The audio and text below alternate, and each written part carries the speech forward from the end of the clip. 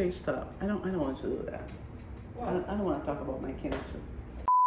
If I could send anybody a message, all this mess starts with me running away from colonoscopy. Whew, that was rough in the beginning. We sat down to do a video to talk about it in the beginning when she first got diagnosed. She got all upset. She didn't want to do it. I talked to her a little bit.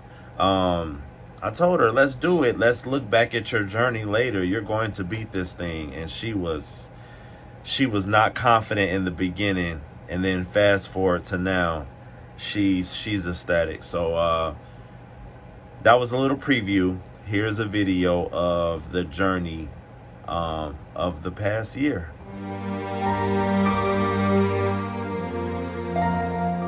Okay. Are you ready? Yes. Okay, so recently you got some crazy news. So you went to the doctor. So you went to the doctor originally, why? Just to make a regular exam because I was feeling extremely tired. And you were burping a lot. Right. You kept burping, and you went and they did, what is it called, an endoscopy? Colonoscopy. Oh, colonoscopy. Yes, which is something you have to do once in a while. Okay, and then when you woke up from that, what happened? Jay, stop. I don't want to do that. I don't want to talk about my cancer. So this is 1 year later. Mm-hmm. And so when we did the first video, you were actually very upset, and you were starting your journey.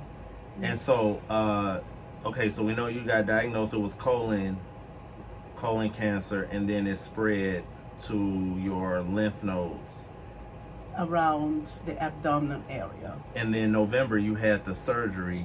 Right. And they did what? Well, the surgery was to remove the part that was infected with cancer.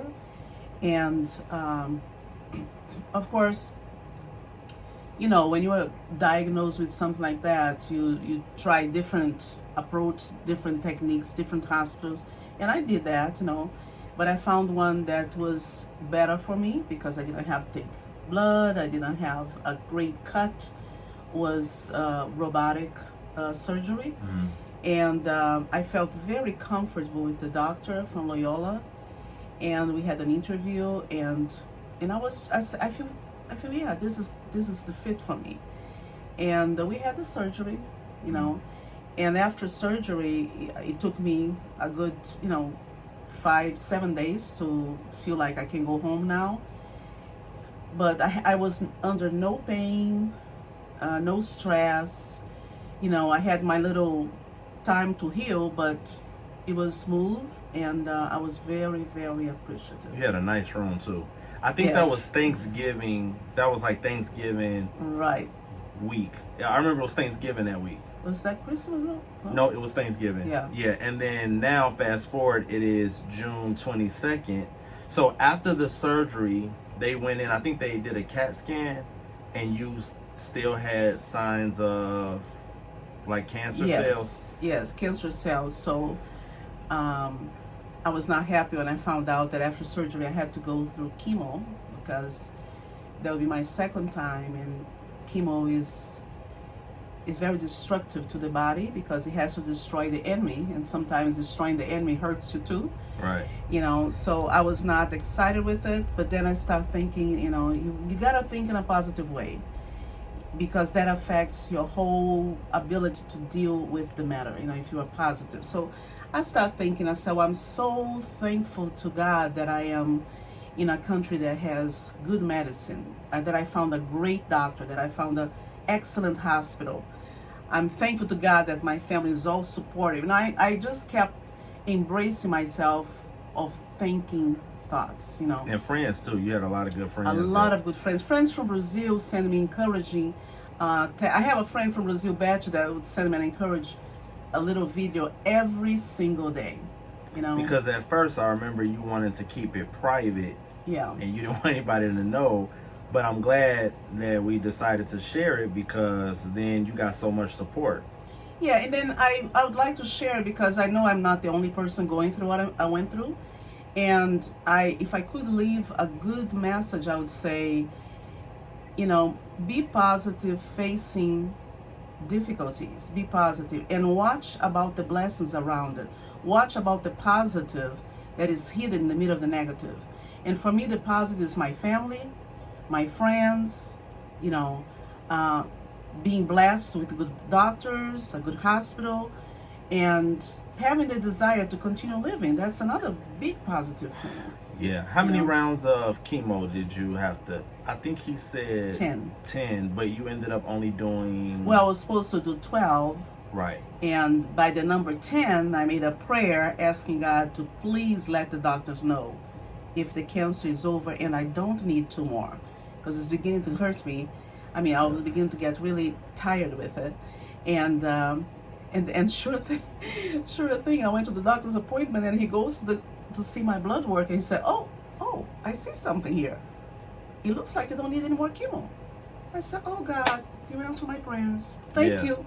That's all I asked. Yeah, because little did we know you were going to go in there and say, I'm not doing any more treatments. I was even tempted to tell him, you know what, no matter what, I'm not going to go any further because I'm feeling extremely weak. So then he did a CAT scan. Then he did a CAT scan to confirm what he saw in the blood work. And the CAT scan confirmed that I was cancer clear, thank God. And so it's just a whole new chapter starts. A chapter of appreciation, and a chapter of thinking of values rather than things, Right. It just changed the whole approach you have in life, Yeah. I thought it was funny. So yesterday we went to the hospital and the doctor, as soon as he came in, he didn't even say good morning. He just said, he opened the door. Yeah, CAT scan came back clear, and but he didn't say you're cancer free. He said your cancer's in remission. Right. And if it stays in remission for 5 years, then you're cancer free. Okay, so I do have to keep a good track of my health and respond to all the exams I'm supposed to have in the next 5 years. And of course, I'm willing to do that, and hopefully I'll be definitely cancer free. Yeah, so colonoscopy every year. Yeah, if I could send anybody a message, all this mess starts with me running away from colonoscopy. Right. Because you're supposed to have every 5 years, and my doctor kept reminding me, and I said, I'll get to it, and I made a gap of 10 years. And when my doctor, noticed what I had inside, he said, this thing has been growing in you the last 5 years. And I think, well, if I had done what I was supposed to do 5 years ago, would probably never grow. Yeah, you could have caught it. Yeah, but the fear, the wrong thinking. Well, you also thought, I guess the old way of doing the colonoscopy, you're awake. Yes. And everything. And now it's different. The old way, they blow air in you. So when I had, the last time I had before the surgery, he blew air the first time and I was okay. When the second time, I felt like if he does it one more time, I'm exploding inside. And I was half awake, and I go, and that scared me a little bit because I know that it has happened to people being and overinflated. Yeah, and burst inside and have to have surgery, So because of that, I didn't like. So when I had an interview with the doctor for my colonoscopy, I said, I'm a little bit scared. He said to me, Dr. Shapiro, what are you scared of? So I told the experience of the air and how I felt that it was going to burst. And he said, well, I have some good news for you. We don't do air anymore. They have another way of enlarging your colon and you don't have to go through that. I said, okay, then I'm ready. Yeah. I'm ready to go. I get mine next month. So I'm glad. Yeah, they told me the same thing. They put you to sleep. Right. And you wake up and you might be a little sore, but at least I was knocked out. I was not sore. It was nothing. I mean, you wake up, you don't know what went inside, but I'm good to go.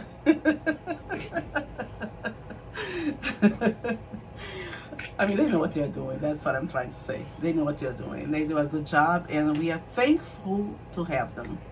Yeah. To keep you alive, keep you healthy.